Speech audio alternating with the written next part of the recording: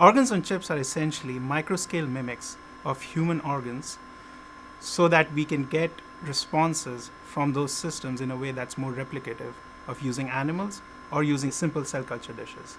So we engineer these organs on chips by really combining two of the rapidly maturing fields of science and technology.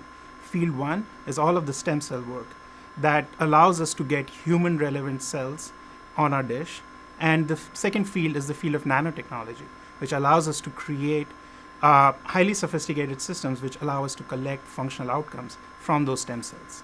So what we're trying to develop are microscale mimics of different organ systems embedded with a way of collecting functional outputs from those systems so that when we throw down drugs on these systems, we can get the responses and we can measure those responses.